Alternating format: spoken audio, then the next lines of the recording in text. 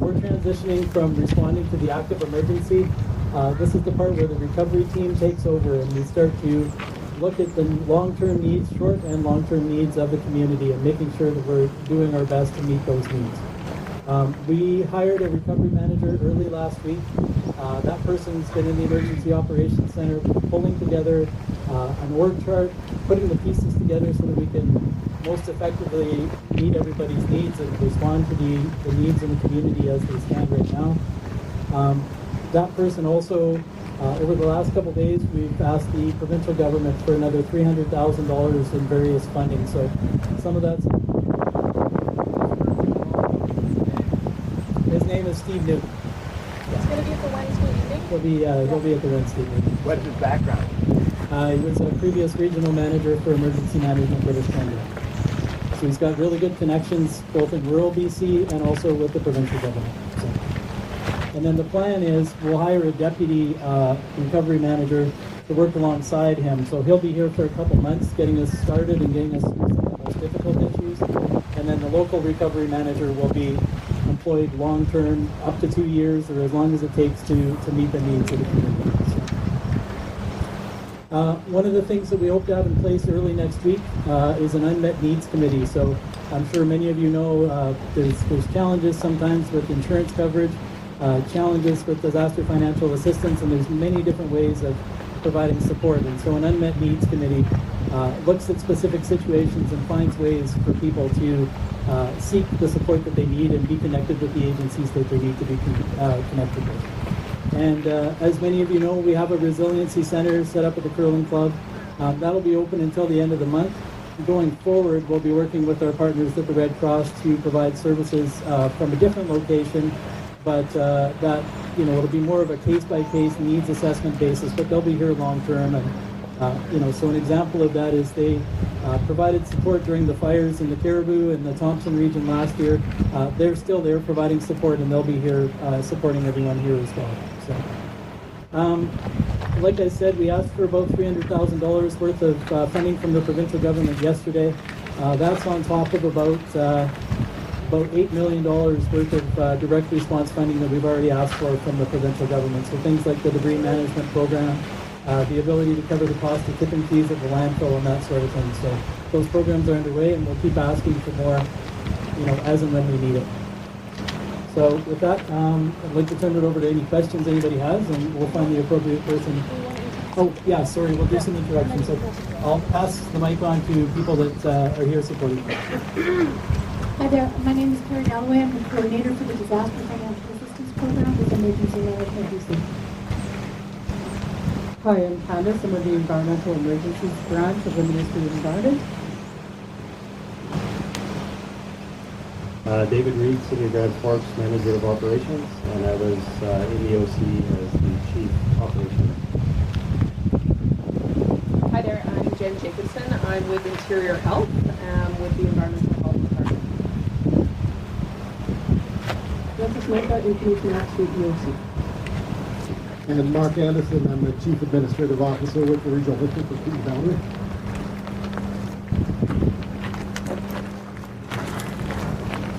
I'm Calvin Gates, Deputy Manager of Operations for the City of Grand Forks, and I was the Logistics Chief of the UOC. Diane Heinrich, I'm the Chief Administrative Officer for the City of Grand Forks.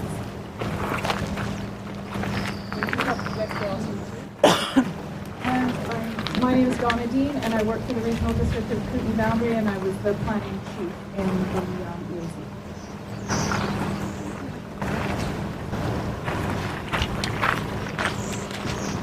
But saying was, so none of you guys are holding down titles anymore? Well, I will be the Emergency Operations Center Director until that role is no longer needed to be filled. And I would suspect that most of the people here will be holding those positions for as long as they need to. I think it's great that you talked about what was in the past, but moving forward, do we all, I don't know if everybody's at the stage to rebuild. I am. Do we have the green light to do that? Is there anything, do I need to build my house up? Is the berm going to get rebuilt? Do we have a green light? On the topic of that question, my husband and I, for instance, we've had our house for a year. Even with the disaster relief, if we get the complete there is not the funds to rebuild. So what happens with us then? I think to bring that back to the unmet needs and identify a gap. As for your question about having a green light, there's no reason that I can think of that you wouldn't start the rebuilding process. Of course, you'll work with the City of Grand Forks and the building inspector and those folks to make sure that everything's good that way. But yeah, by all means. Yeah. My wife and myself,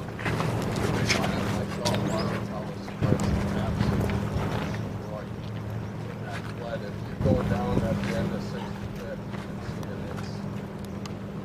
it's beyond repair. So it's bad enough. I'm going to be hugely out of pocket for the next step. The regional district and the city, if they had please take So the tipping fees in the landfill are covered, and we're not drawing a distinction between flood contents or homes. So we've been covered for a significant amount of money to cover the tipping fees at the landfill. So I understand that, sir, and I appreciate that. For me, I use it. But what I want to know is, can a Brennan loader physically come onto my property and smash that house to smithereens? So I don't have my friends here. For the last 5 years,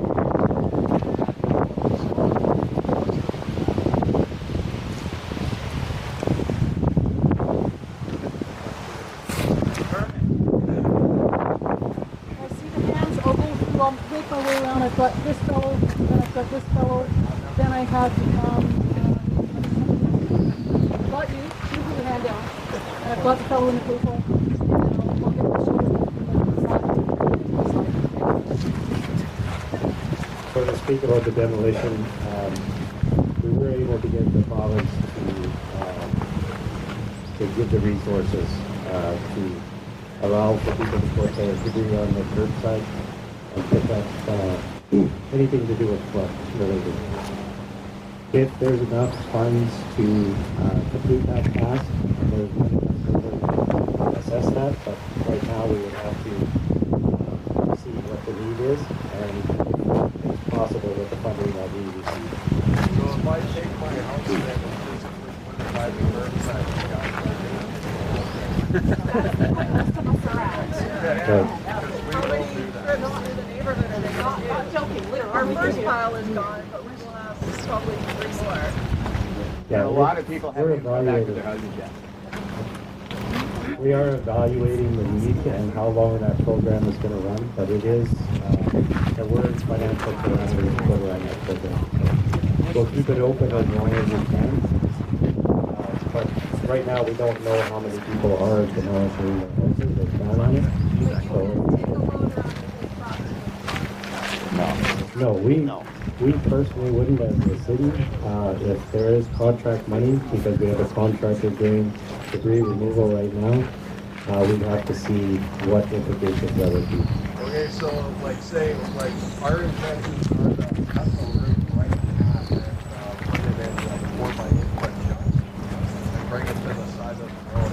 Will you guys take it away? If it's sorted to the sorting, then we would take whatever we could. Well, it's going to be sorted in 4x8 foot chunks. That's bad enough for what we want. So, yeah, you know, there's a lot of people that are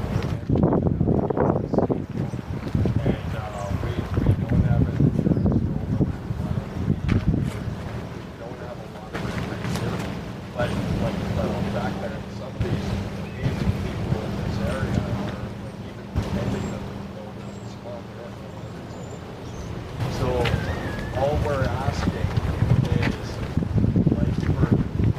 we've already got a huge financial stake as it is. All we're kindly asking is if you bring it to the current side, can you at least just take it away? Because you guys are already your guys are already grabbing it in bunches, which I think is awesome.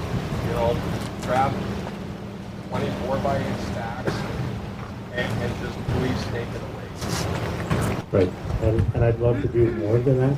I'd love to come and get it before the 4x8 pieces. There are some things that we have to do. We have to disconnect the water. We have to know where the septics are. We have to make sure that there's some things in place. If it's at the curb, I'm sure it's going to be picked up. 580, 560. I'll come by and see you. How can you tell us if demolition or house is for demolition permit? And how are you going to give out demolition permits? Questions on demolition permits, I don't know about that, so, And if we demo our houses, we're now going to have to be default on our mortgages. That's right. Right, and I can't speak for that. I just know that there's a process in place with the building inspector for demolition. And that's where we come and we disconnect the sewer. If it's city sewer, we disconnect the water. There's certain things in place to make sure that it's taken care of. There is no sewer. I know there's no sewer here, but that's part of the... The city is asking for Speak up, please. Could we have the building inspector at our next meeting by chance? If we're kind of to the point where we're needing those answers. Could he come to our next meeting? you can call him directly at the city to get building inspection answers questions. You can, just like you would phone the Yeah. city, talk to the building inspector. When I went in though, he was so busy out and about that maybe we'd all have a better chance of seeing and getting our questions answered if he was at the meeting, because there's a meeting scheduled for June 13th, right? Yep. We can make sure that he's there on Wednesday. Awesome, thank you. And, okay.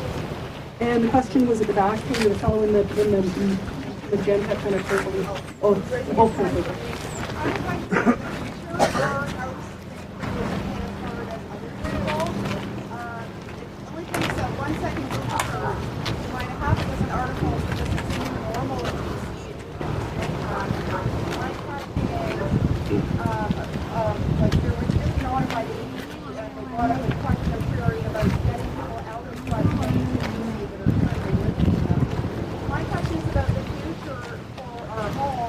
Is there a plan from the city by the province for a channel, for bars, for a long-term relocation of all of the storms living in floodplains? proper day. What are we going to do next spring when they're saying this is the new normal and all this happens all over again? We have years of Okay, there's a lot in that question. I know this is going to seem like a redundant answer, but my only comment is we are working on this with the province. We're actually working on floodplain maps. There's many issues that we're addressing, even though some of you may not believe that, but it's true. We are working on our. We know this was an extraordinary event that even the province themselves have admitted that this is not something they've seen in a regular norm. So to answer, can we give you an assurance? Can we?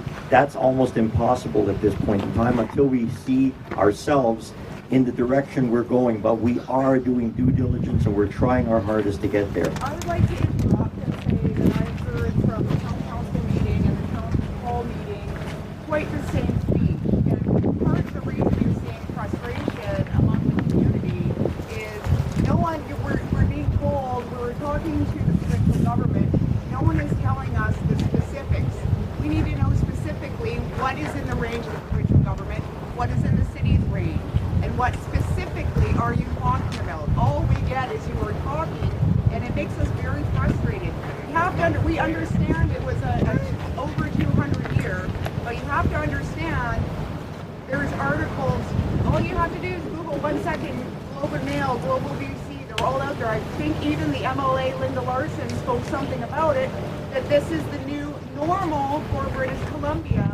So therefore, why am I going to spend money to fix up my house, salvageable as it is, when next spring, if this is the new normal and nothing is done or changed here, this could all happen again?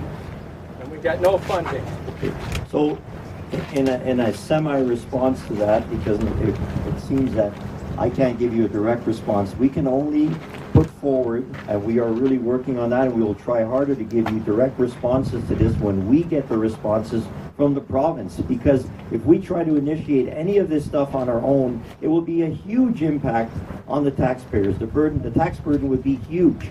So we rely totally on the province for this, and when we get the answers from the province, we'll be definitely able to pass them on to you. But without that, it would be speculative, and I don't think you want speculative answers, because I think you've had enough of them already. Simple statement from an anonymous person in the crowd that basically, simple question, are they going to be doing anything to the dikes or anything? Great question. So I'm going to come back to, I forgot a fellow here, but we'll finish this off because someone's seeing stream, and I'll get back over to the fellow who's in the back of the truck. So simple question, that are we going to be doing anything to the dikes? We, not, what is the we? The we could be the city, the we could be the city, and obviously it sounds like it would be the province as well. Are they getting built back up? Are they getting built back up? And I suspect the answer to that is not available tonight, because there's probably a lot of things that go into that, but does anybody else want to speak to that? Yeah, I'll speak to that for a second. We don't have a dike. We only have a bank. And the bank eroded, and that's what caused the flood. The high water didn't come till after it was all flooded. I talked to that gentleman there. So same question though, flood protection works, whatever that might be, not restricted to the word dike. So right now, either repairing or increasing flood protection is under consideration. And what that means is that it's an option that's on the table, but there has been no confirmation. There's no money to do it. You can't just Yeah, but to be clear, when we talk about just doing it, that would be millions of dollars. There's been millions of dollars in damage here Millions of already. dollars that would go onto your tax assessments when you talk about just doing it.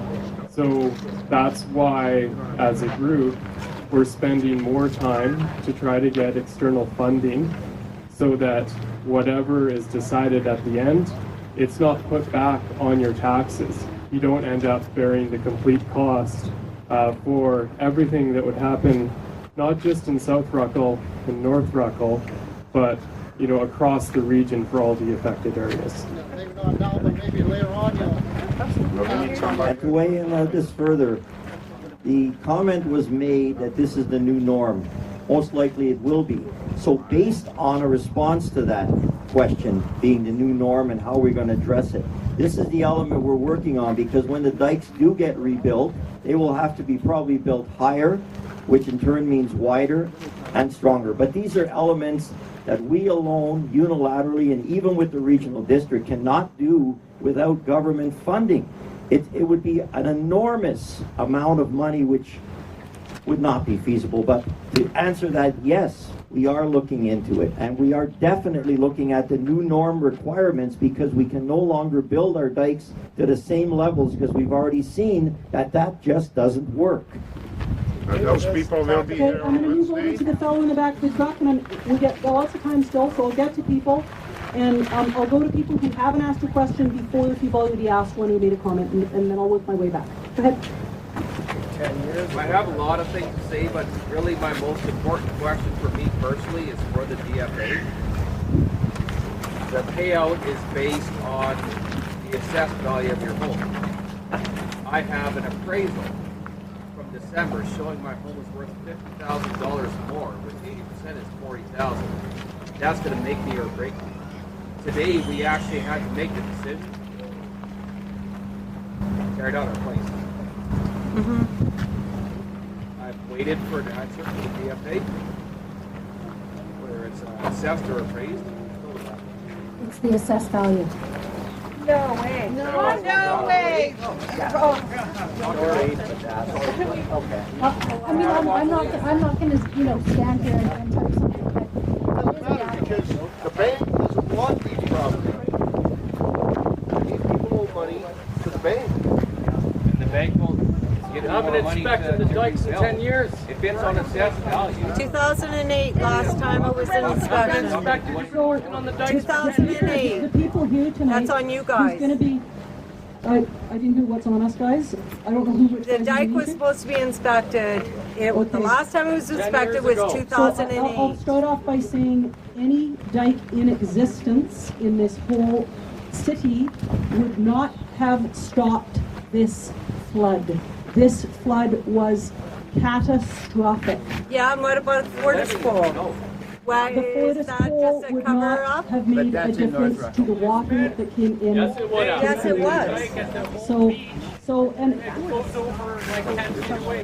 not getting into defending and so on and so forth, but the people who are here, That's the people right. who are here can answer questions, but not about the specific mortgages, and we got to give you this.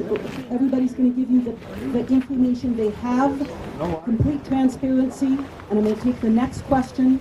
You had your hand for a long time.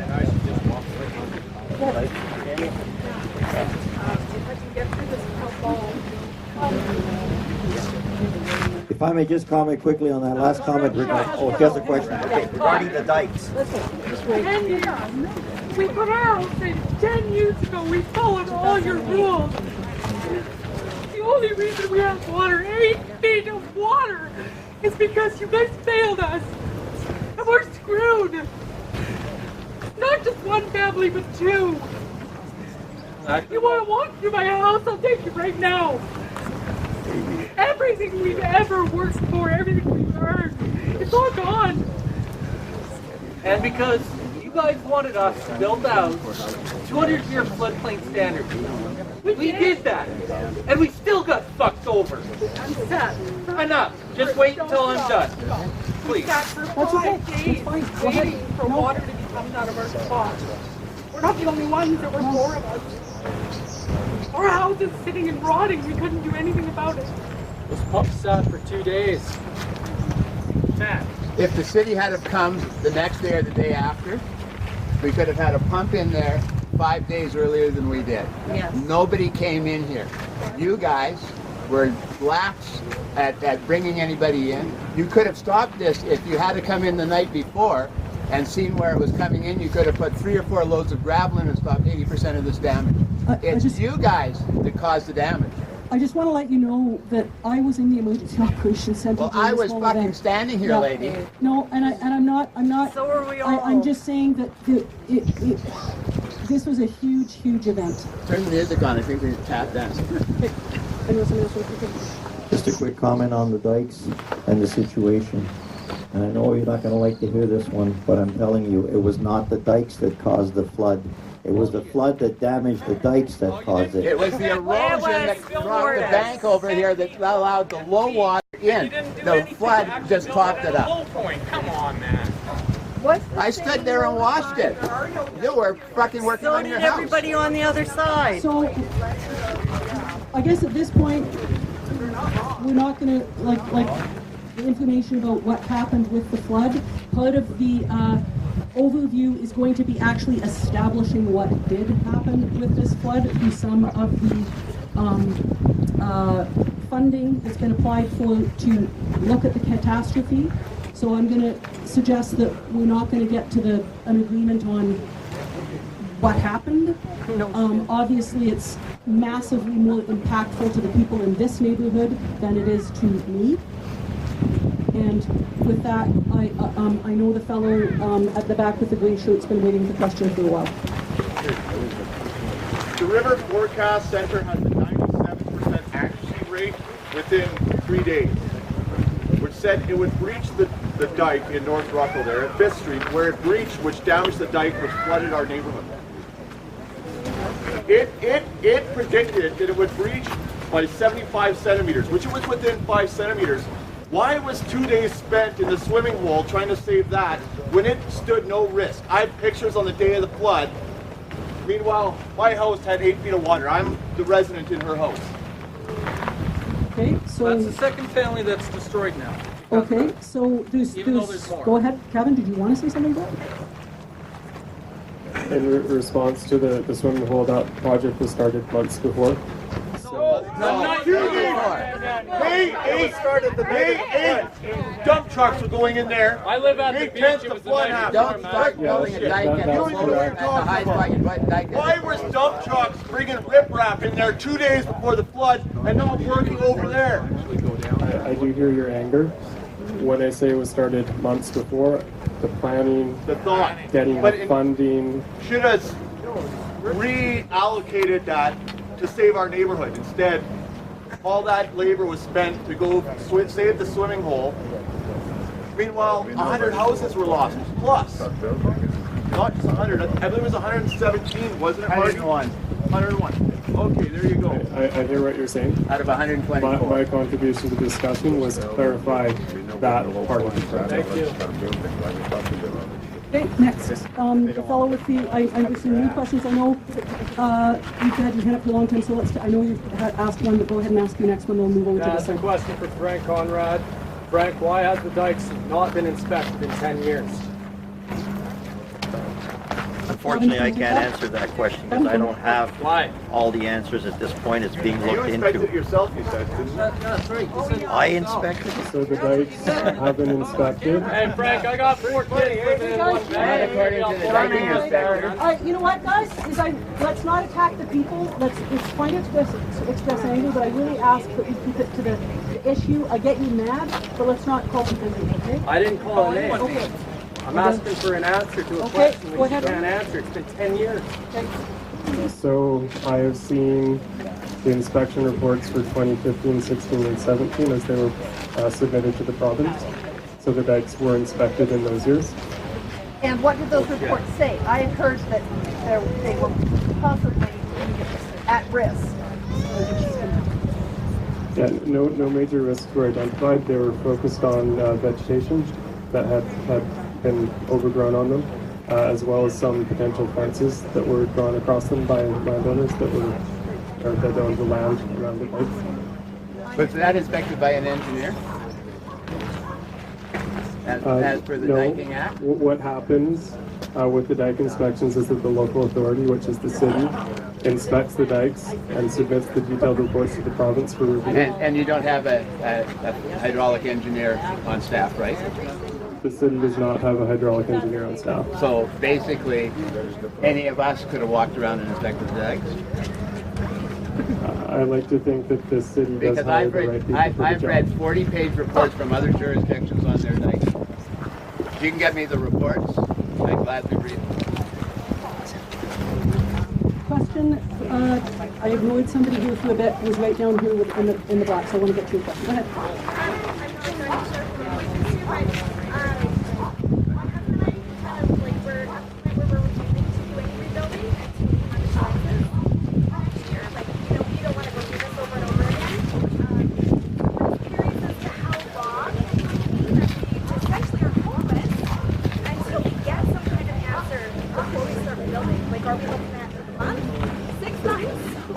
How long is the process? Yeah, more? Like, how long is the process before we can actually start rebuilding? Because we're not going to until there is something in place that we have some semblance of reassurance that our homes next spring might be okay. And is there anything being done for those who are homeless?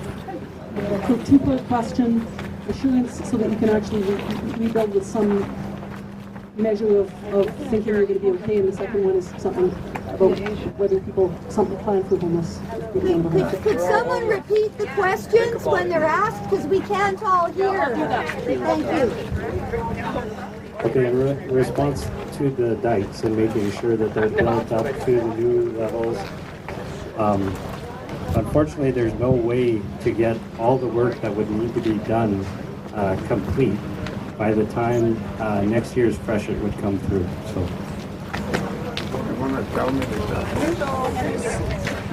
You've had your hand up. I was pointed out to you for a very long time. Partly I want to know what the environmental assessment has been. Will it go block by block or? What the environmental assessment has been, will it go block by block? And by environmental assessment, what do you mean? Is our soil contaminated? Can we plant Contamination related to soils. Can you plant a garden? And I have another one also. The assessed value versus the appraised value. If we had been renovating our home for the last year and now it hasn't been appraised recently, where does that come in? How much? It sounds like if the assessment has gone up, you believe the assessment should have gone up, but the paper doesn't yet reflect that. You've done improvements. Yes. well, how is that being considered? Yeah.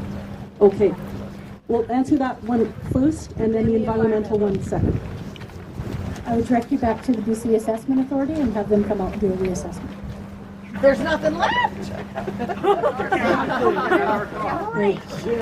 And as we had a lot of the questions about environmental stuff and soil testing from the North Ruckle, and Chris, you mentioned about the funding that's in place to have some work done, and Candace can speak to that. So there was money requested from the province to conduct an environmental survey, which is going to put together all the receptors of like permits, waste discharge facilities, impacts to communities, comments from you, concerns. There are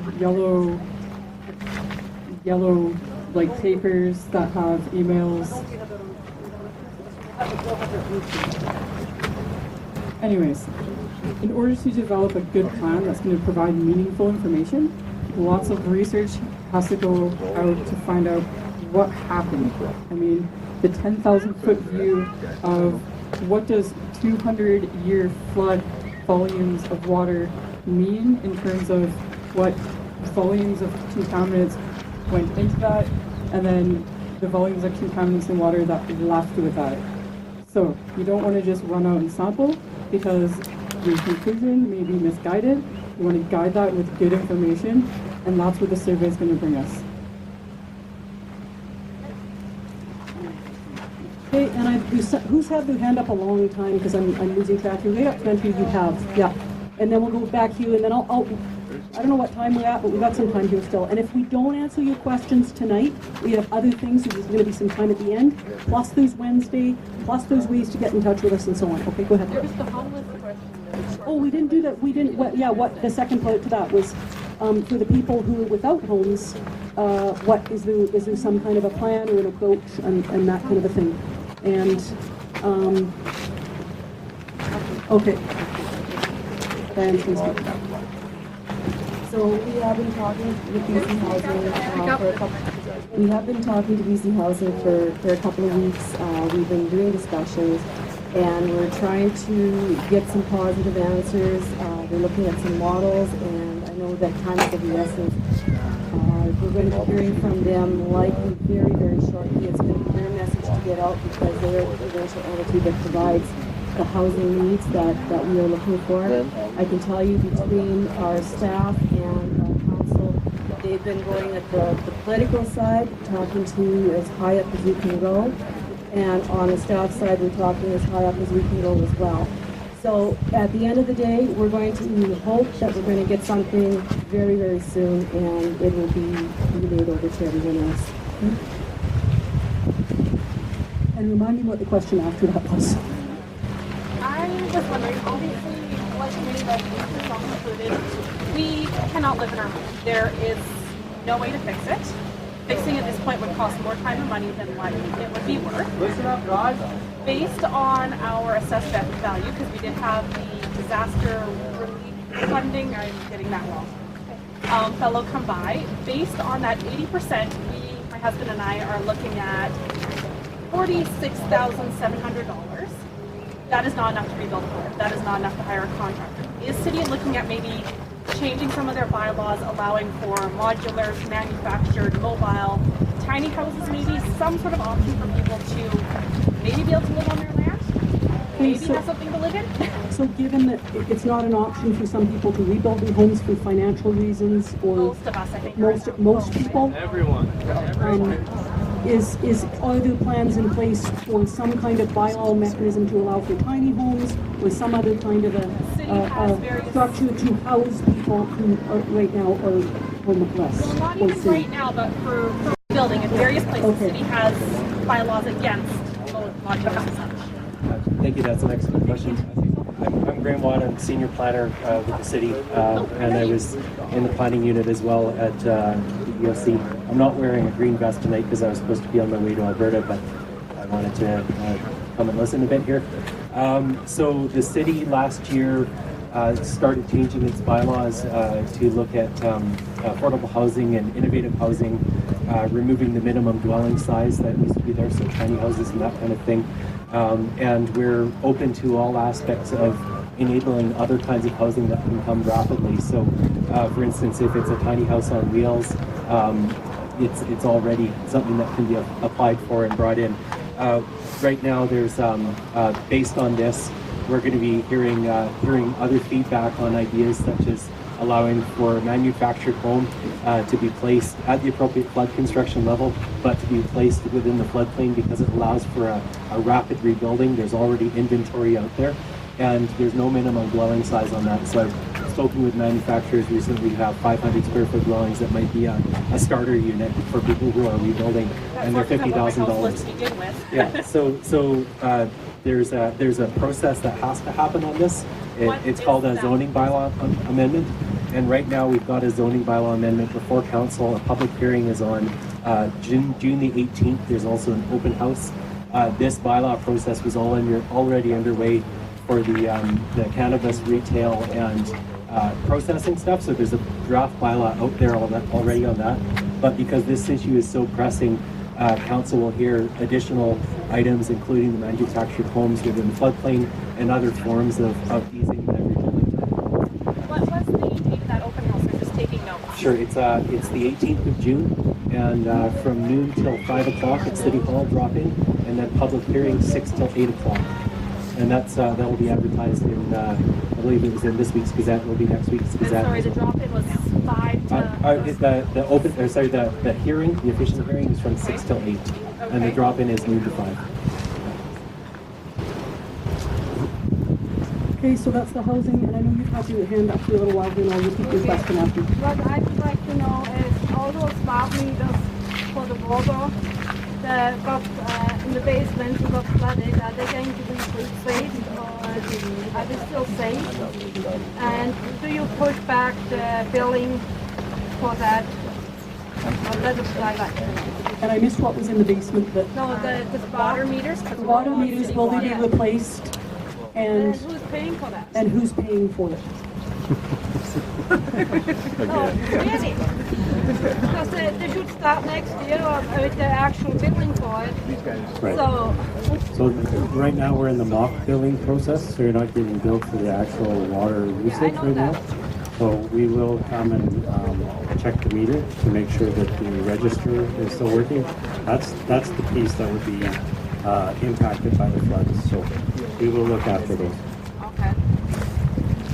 Okay, and I'll get you later because you've asked one, and who hasn't been able to ask one yet? Back. Is there somebody who hasn't? I'm standing right in front of me. Go ahead. Okay, with your diking and everything else, you say the province has to be consulted. Is someone from the province going to be at next Wednesday's meeting? Yeah. Is someone from highways going to be at next Wednesday's meeting? Because as far as I know, there's like 14,000 tons plus of material in the pit on top of Spencer Hill.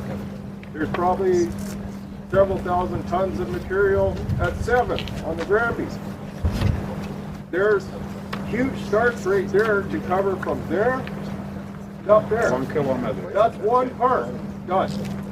What about ditching through the railroad embankment? Culverts. So the water can get the hell out of here. Or putting a culvert over here so it can get out. So some good operational ideas. And the big thing is, nobody's given these people the information. Like, has any of you phoned or talked to any of these owners here? No. Would anyone like to go to my house tonight while I'm in town? That's where they're losing. Is my daughter has had no information from you guys. We know you're working hard, but nobody's telling them anything.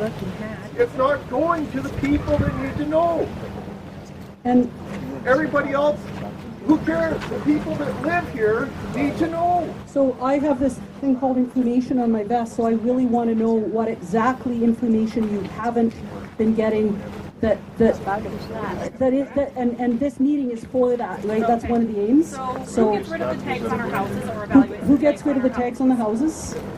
You do. We do? So you we get someone to come in and we tear them your tags, red, yellow, green, okay.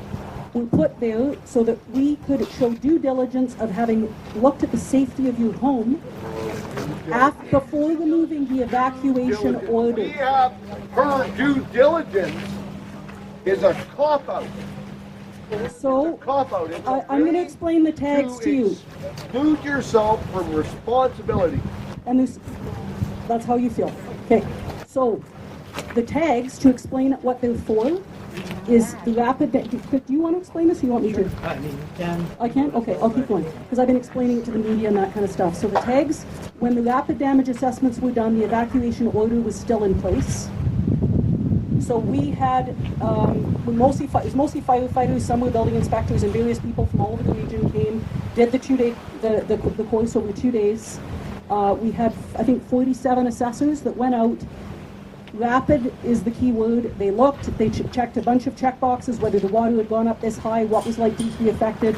Based on that, you got a green, which meant that generally it was safe to go back into that building or to deal with the damage and that kind of stuff. A yellow, which had some issue, usually electrical. It was felt that before your power could go back on, you probably needed an electrical inspection, that kind of thing. Or red, which is there's some other more major impact where you're going to have to either get an engineer or some other professional to take a closer look. Once that was done and the order was lifted, when you come back, you have information about red, yellow, green. And who you pays can take for that? you can take the tag off and take the steps based on the information on that. People with reds, we had a lot of phone calls in the EOC. We had different follow-up from disaster financial assistance from the assessors.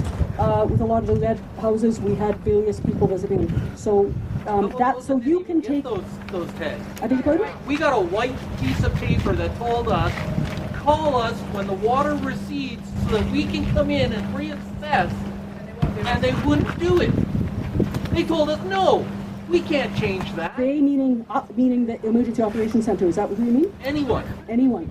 You know, we spoke with EOC. We spoke with the city. Right. We spoke with the fire department. And so the And all of them said, sorry, we can't change that from whatever it is because it's not allowed to be changed. Well, I think it might be They couldn't even get to our house to do a rapid assessment. Right. So all they did was slap a white piece of paper on the back of the stop sign saying, this is what it is, give us a call when the water recedes so that we can come in and do a proper rapid assessment. Right. Okay, Which they so, wouldn't do. well, I can't speak to a they, and I don't know about your specific situation, but let's talk about it after. The thing you need to know, though, is this piece of paper, whether you got one, whether it was red, yellow, green, was basically information for you to take forward to see what you needed to do next with your house, right? Well, that's what we tried doing. Yeah, are you able to get to your house now? Well, we are now, yeah. After 9 days, we've only been able to get to our house for 9 days. Okay. Because we were under water still. Okay, so I You know, that's all I... you know, everyone else has been able to get to their house. Yes, Okay. I understand that. You know, but What did you want to happen? I'm asking that really sincerely. What did you want? They want someone to come and look You at want their someone to house. come and look at your See if you it's wanted house safe. someone to actually come and look at the house to see if it's safe. to properly assess it so that we can say, yes, See if they have to be okay. concerned about flipping on a switch and burning their house down, or Right. sewer flooding their house because obviously. Okay, so let's follow up with your specific situation. I don't know what happened there. That's all I can say. I'll get I his don't know. address. I'll go Yeah, get his yeah, address. yeah, Donna's gonna get your address. So I was in the EOC, I'm not answering all the calls, I don't know who was. So I wanna get to somebody who over here that hasn't had a chance to ask a question, and then I'm gonna come back, okay? So this kind of ties in with the small house and builder bylaws and whatnot. Prior to us purchasing our property here, we had looked at buying a lot and building on it. But understood that we weren't able to put an RV on a lot and live in it. So my question is now, is the city going to be turning a blind eye to people living in their bare lots in their RV? Because we have zero intention of rebuilding until we find out what a long-term plan is.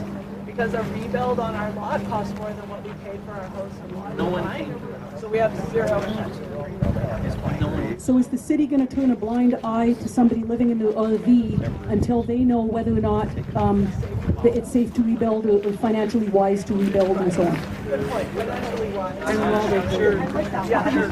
The first response to that is the city does not turn a blind eye. That doesn't happen. But what we will do, what we can do and will look at definitely, if that's the situation, we can go under what we call a temporary use permit until such a time that everything is assessed properly.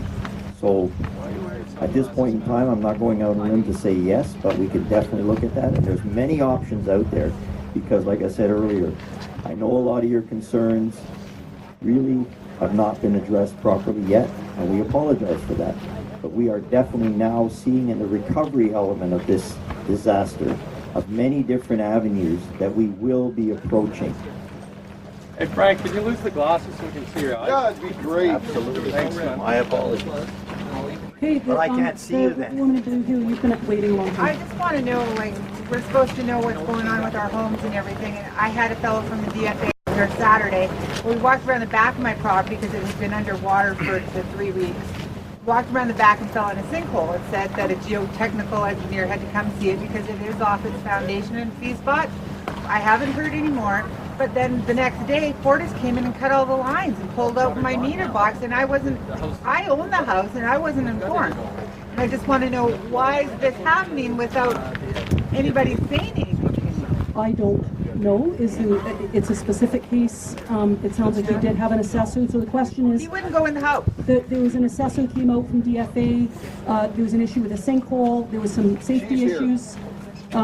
I beg your pardon, sir? He's just repeating my question. I'm just repeating the question. I just wanted her to address you. No, I'm repeating the question for everybody present, including you. So then Fortis came and cut her lines. What was happening there? Sounds like there's some other information. No, I wasn't informed, and it's my home. I'd like to be informed. I've given my name and my phone number and my email address to numerous agencies and have not been told that this was going to happen. And I want to know what's going on. Understandably, you want to know what's going on in your own property. Yeah. And Fortis isn't here right now. They will be at the meeting on Wednesday. That sounds like a Fortis question.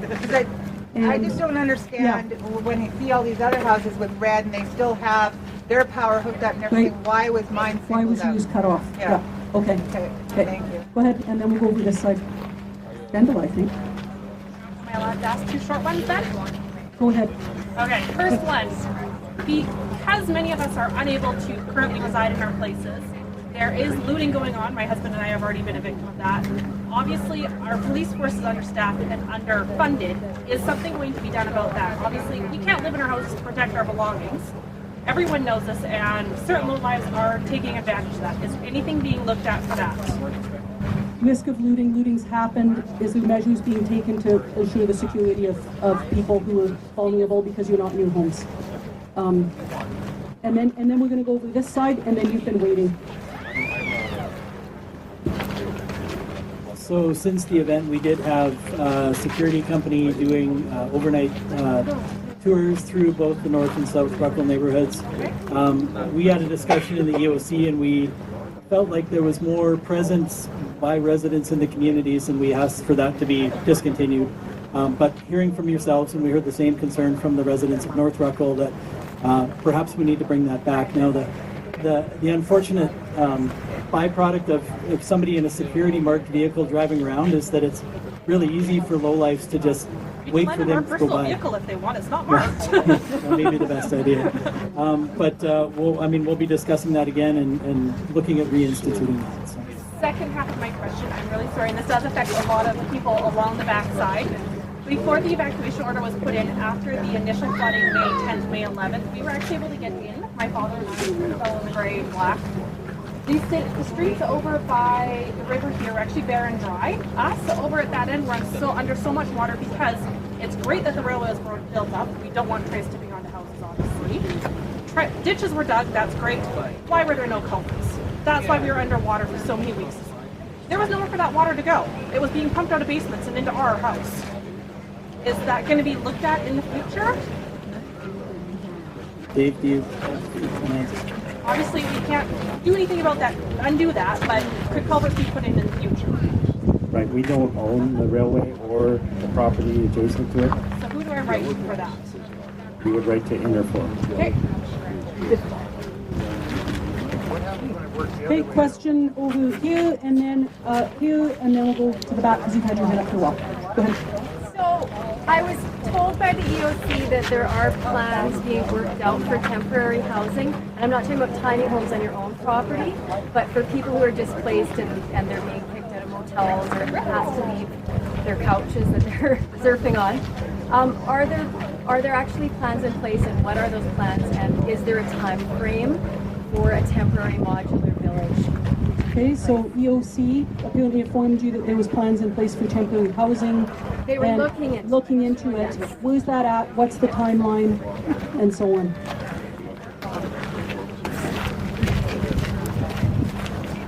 So again, it will be dependent on BC Housing for the most part with our government, and they will hopefully have something to us really soon, even hopefully by Wednesday. I can't promise anything, but the message does have to come from the province for that. And they're looking at some different models. There's a lot of different things to address. The different folks that need these homes, whether they're seniors or singles or families, and what the needs are. So there's got to be an intake process, and the provincial government is the one that does have to give that messaging out for that. But we are working with them, and like I said before, the political level, we're basically going from the top as high as we can go here. And from the staffing level, we're doing the same and having a lot of talks, so we're hoping that we can see some action here really, really quick. So this is the same government organization that a month before asked us to forgive 40 grand, and we said, no, suck it up. Is that right? No. No. Are you sure? Okay. Okay, and question, and then at the back. Comment and questions. A little briefing. I live in 635 65th Ave. Ripped our house apart. I had a 5-foot mark inside my house. I've got a 3-foot foundation. I am way down there, so I'm like everyone is down there. Okay, Interfor in charge. The Interfor ditch is what filled my house with 8 feet of water. We've owned our house for not even 6 months. Okay? Yeah, not even 6 months. How am I supposed to rebuild, feel comfortable with all my friends, family, neighborhood here, with the fact that our response is, I can't give a timeline that will do anything to protect our property. I get you guys are busy, I understand that. But we also need a priority timeline so that next year we don't go, hey TFA, hey city, I know you guys just gave me 60 grand, 80 grand, 10 grand last year. I got flooded again, nothing was done. Can you give us a timeline that by September that we can have a roughed out timeline that, hey, we know that we need to have sand put here, this done, Interfor needs to put a culvert in, at least one. I get they don't want to flood everyone that's on that side and that side of the road. But that's it got flooded. Exactly. So 100 some houses. I know about the Interfor ditch. The ditch behind my house, on this side of Como, is higher than the ditch on that side. If there's a culvert, it would have actually flooded you worse. Yeah. So either way, it sounds like the station to pump the water out of the low area into either my ditch or a pipe that ends up in the lagoon down there. So good, like a lot of operational suggestions, but it sounds like the question is, you want a timeline when something's going to be done, so you feel that you don't want this to happen again. Even if the city or regional district can't get we can't build a dike system or a berm of some sort to protect. Can you tell us that as soon as snow melt's gone, you guys are going to be down here dumping dirt and rock and building a berm as a precaution so that we don't lose our home for a second time? Because I can't keep going back to my family and the bank and saying, I need more money. Because I'm going to have to go bankrupt before that, right? 22, I don't want to go bankrupt. Everyone here has got something, everything they've lost. We need some sort of a timeline, or at least a city's plan to go, these are the 10 steps that I guarantee we would have to have frickin' Noah's Ark's flood and wipe us off the planet before it will get to your home. That's right. Did other people do most of that? Okay, so need for a timeline and a timeline sooner rather than later. Yeah, or even just to know that next year, even if you can't get it done, that next year you're going to take the precautions to protect us. Don't, like, anyone who got hit this year, we need to take those steps next year so it's not, everyone thought last year's flooding was horrendous.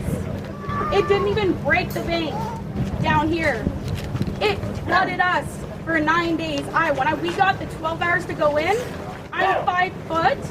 It was up past my waist to wade into my house to get the last few things I could get. So what precautions can you guys please put in place next year so that we don't get screwed over again? Okay. Well said. This question is for the DFA. Yeah, on behalf of people in South Ruckle that didn't have overland flood insurance.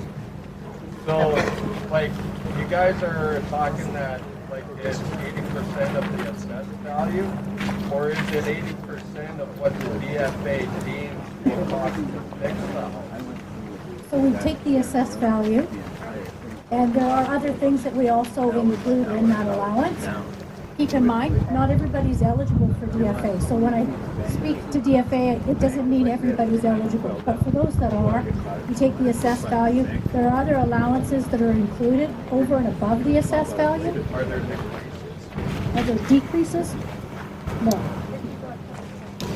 What there is the final amount is a deduction of 1,000 at 80%. But say if these people had no overland flood insurance and like through their insurance policies, it wasn't even offered, which is apparently something pretty critical.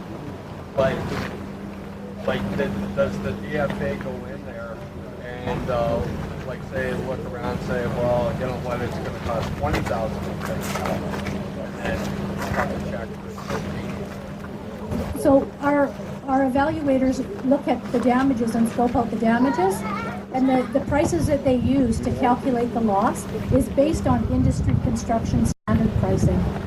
So it's fair right across the board in terms of if you're going to have a contractor come and do that. That's the pricing that it's designed to. So if you put, you know, a sweat equity and do a bit of it yourself, you'll save a little bit there. But doesn't Victoria have the final say about what we get paid? So like our evaluator told us, you can max out 80% of your assessed value, which we're like, okay. But he said, in the end, I can max you right out because legitimately everyone here should be maxed out. But in his words were, I can put in everything. I can make notes for everything that needs to be done. But in the end, it's up to Victoria to cut me a check for 10 grand or 60, right? So it's really up to the government in the end. So how do we get any reassurance that I need $80,000 worth of fixing, or Donovan needs 100 grand or something, and they only give them a check for 10,000 because they deem that's what it is. Right. So the damage assessment piece is done consistently and fairly. Everybody, it's the same pricing. The damage assessors or evaluators are not provincial employees. They cannot they don't have the authority to make that payment, which is why it has to come back to us to make sure that what they're recommending to us complies with our legislation. Unfortunately, DFA is a very limited program and it is legislated. So we have to ensure that what they're recommending complies with that, and then we issue the change. So what's the whole process for that? Because we never got a real explanation. Our contractor knew nothing about how that worked, and a lot of us probably don't understand. So he puts in his explanation, you guys overview it, it goes to Victoria. And if Victoria cuts us a check, how does that happen? Do I get to note in the mail that says in 3 months you're going to get a check this much mailed to you? Does it get deposited? How does this all work? You get a letter that says this is, you know, your structural damages, your contents, this is the amount that you're going to be getting, and a check follows like literally the next day, right after that letter. But I just would add, our evaluator will be at the town hall meeting on Wednesday. So if you have specific questions about the damage assessments and the construction rates, he is really the best person to answer those questions. So I apologize that apparently the DFA is my guardian. But one thing that I'm sure most people relate to is a big shortfall. They talk about essential needs. What about, like, some of us have stayed in hotels, some had to buy a trailer or something to live in. That's an essential need, but that's not covered. So essential needs, like living in a hotel, a trailer, housing needs not covered by DFA. That's more essential than replacing my fridge or stove. Give me somewhere to live. If I had to buy something and pay more than whatever I had saved in the bank, that's my biggest need right now. Is housing, a need for housing, and that's a cost, but DFA isn't covering. And I might just mention there's other sources of funding as well that are kind of ongoing and being developed, and that's part of the recovery plan, is to meet the unmet needs that other agencies can't or won't meet.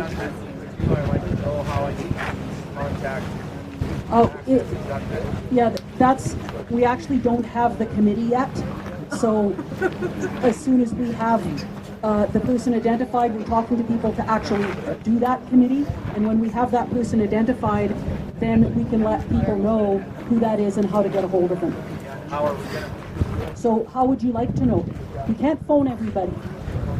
We could email, that might be more doable, but we don't have the staff. We don't necessarily, I mean, I'll look at it. That would be great if you got everyone's email. Yeah, so I'd say email is a great way if we can let people know through that way. And we do have a lot of people's contact information, Donna. Dean? A lot of people in South Ruckle, do we have a lot of the emails and contact information? We have quite a few, but if anybody, so we have the information, so Red Cross shares their contact information. Red Cross shares their contact information with us. If you haven't registered with Red Cross, we don't have your contact. Register with Red Cross with your email, and we will have your email. Yeah, and there's a commented question over here. Go ahead. So this is with regard to eventual diking or berming. In High River, when they're the best protected city in Canada, reportedly, they built high dikes, but they have to have sacrifice areas in order for that to work. Are there any areas in the valley that are not going to be rebuilt if we were to get dikes? Have any areas been identified?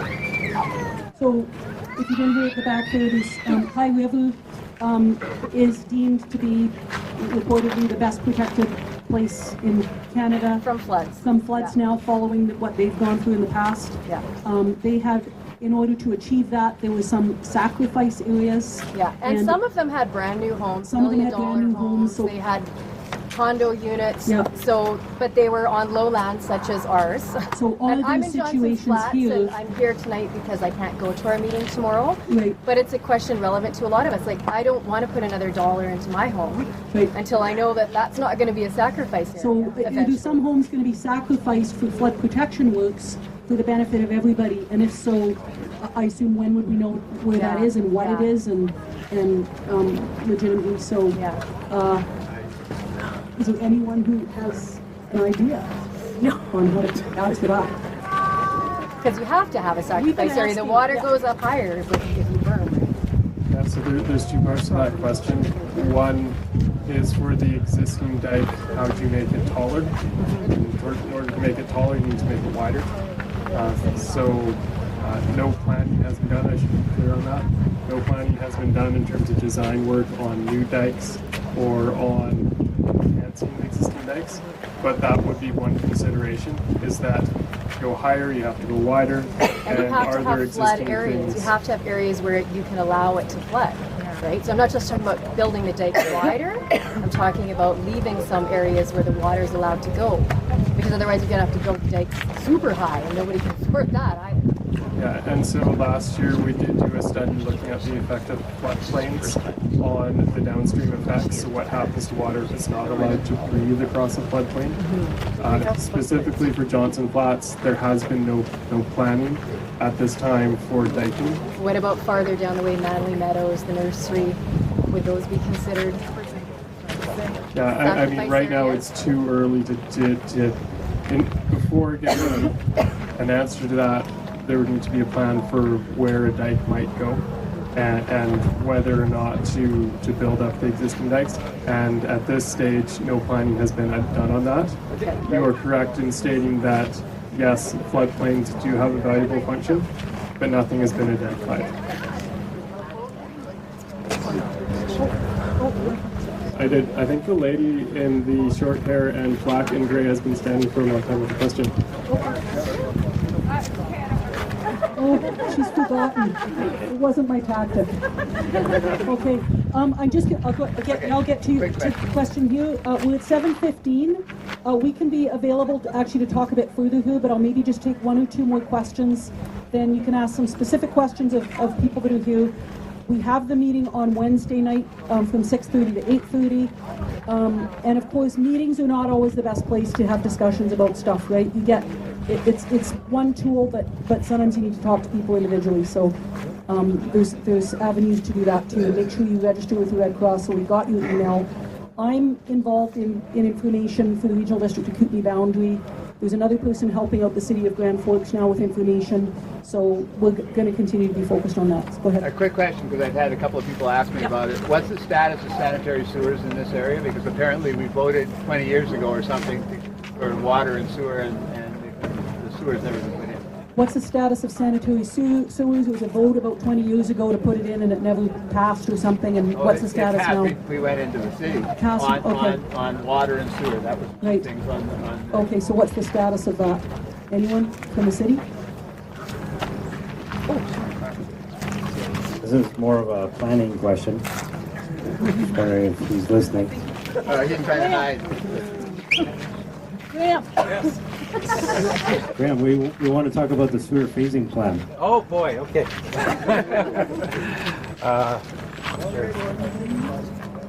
Okay, as part of the city's asset management planning, we look ahead many years to say what services haven't been built out to different neighborhoods and when might it make sense to extend services.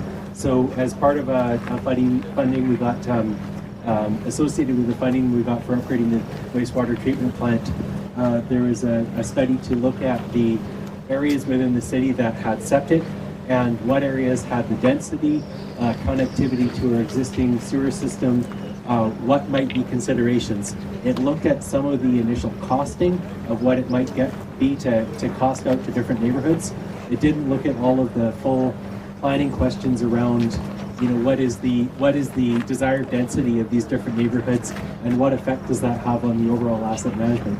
When we look at the costs of installing infrastructure over 20 years and replacing that over 100 years, the community needs to have really good financial and all aspects of that information. So we're looking at, of course, at South Ruckle as one of the neighborhoods, Johnson Flats is one of the neighborhoods where sewer may be considered because we know the problems with septic systems, and that's why the survey went around about how are your septic systems doing. We want to know how are they doing, right? How are they When was this sent? This was sent out earlier this year then, right? End of February. End of February, and we received a number of answers back, and it was part of the overall study. So we've had initial report in from our consultants Urban Systems on it, and the next steps are looking at how it fits into the community planning and the asset management planning. But there was no schedule in this sewer phasing plan that said that the neighborhood's going to get it next year or in 5 years, because basically there's the type of decisions would probably require referendums for the level of funding required to install the different neighborhoods. Okay, I'm going to maybe just suggest we take one more question from somebody who hasn't had one. Is there anyone who hasn't asked one yet that would like a chance? Maybe right here, and then looking around. Mine might not be as important as I'm sure your question is important. We'll take these two. Go ahead. I don't want to cry, but we weren't impacted. We didn't have any damage. And I am so sorry for everybody here who's lost their lives. But, yeah, this is neighbor. They were the same as us. We live across from the beach. When he woke me up at 4 in the morning and said, "We've got to go. There's water coming in the crawl space." Water was coming up our driveway, but the water was coming from the river. So it was flowing through the side of our yard. So the water did come up over the public beach area.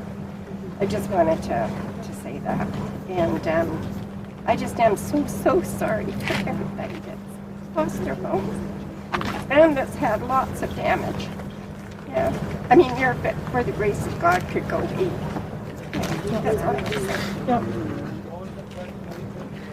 She's fairly sorry for anybody who's had impact. She was not impacted herself, but she saw the water come up and over the beach area, and just expressing that just how sorry she is that this people had impacts on their homes and properties, their neighbors, their friends.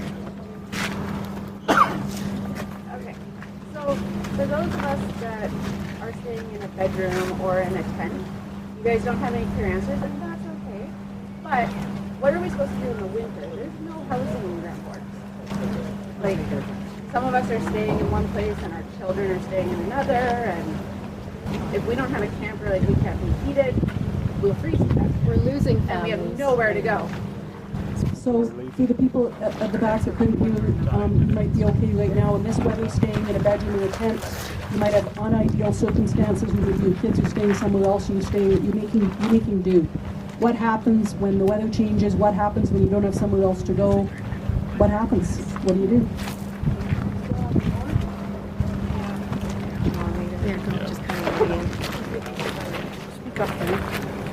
I would need some assurances that from the provincial perspective that they're not going to let anybody freeze to death. There's going to be something happening. So.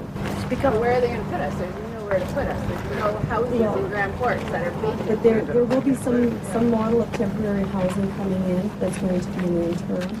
We just don't know what it looks like yet, and it's up to BC Housing to let everybody know. So they're not going to wait until winter time and people are going to be freezing, and we can't do that.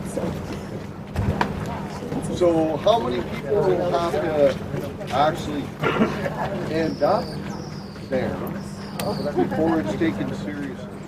How many people have to end up homeless or without housing before it's taken seriously? Because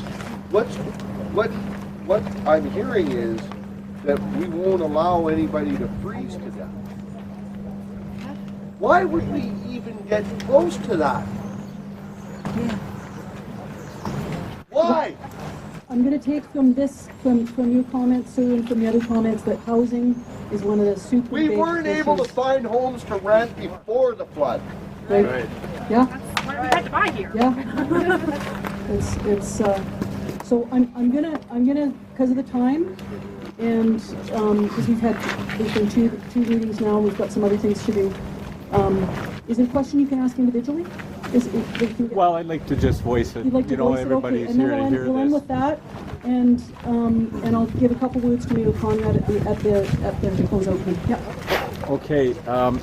We haven't heard a lot about people that are possibly or potentially soon to be at a stage of rebuilding. Okay. But for some reason, there was a real certainty when we had that question answered that, yes, go ahead. No reason not to. But all these other questions can't be answered. How does that work? Where do we get that certainty for that when all these other answers can't be? Thanks for editing yourself. Where does the certainty come from? Early in the meeting, somebody said, am I okay to rebuild and can I go ahead? I took that to be a question more about the actual physical process. Is it okay to start building reinvesting, now? yeah, going to the building store, buying materials, how can you say it's okay to build or invest in your place again when we don't have answers to these other questions about and you have the certainty for that sacrificial areas or whatever the other issues are you heard tonight. Chris, go ahead. The only reassurance I can give you is that, while you're rebuilding, and if you choose to do that, then this recovery team will be working on a whole host of other issues, and not just here, but right across the boundary. And, some of it relates to the safety of the river, some of it relates to the flood control structures. It's going to relate, like I said, to things like the 200-year floodplain. It's going to influence building codes. We're going to be at a flat-out sprint, many of us, for, the next 12 months, and I'm going to say even like 3, 4, 5 years, right? This is a long-term event. I understand the uncertainty and how uncomfortable that makes everybody, and I recognize that 100%. But just to let you know again that there's a lot of really dedicated people both at the city and the regional district, and we'll be pushing really, really hard, to get the cooperation of our provincial partners, some of which are here today, and we'll keep working on this as long as it takes, and I hope that gives you some assurance that we're not gonna take our foot off the gas here. There's lots of questions that need to be answered, and we'll try to help you through those. So. Thank you for your support. Okay, and with that, Actually, I just have one last thing to say. It's actually an invitation. If you really want to know what we're dealing with, understand all our challenges, come to my home, 64 57th Street. Come to Donovan's home, 585 65th. Come to our home. I invite you. Please come to my home and really see and understand what we're dealing with. That'll probably help you make a better decision to actually be there. And if you want, I can arrange it, because I've been in every one of these people's homes that's been affected. Hello, boy, Marty! Yay! So an invitation to and so anybody. far, everybody's turned it down. Okay, so an invitation to anyone who's here tonight, and to come to the homes of people in the community to see firsthand what you've gone through, what the effects are, and what your needs are, and that will that'll help to make help people make better decisions. Right, it makes sense if I really understand Yeah. what we're doing. Okay. Thank you for the invitation.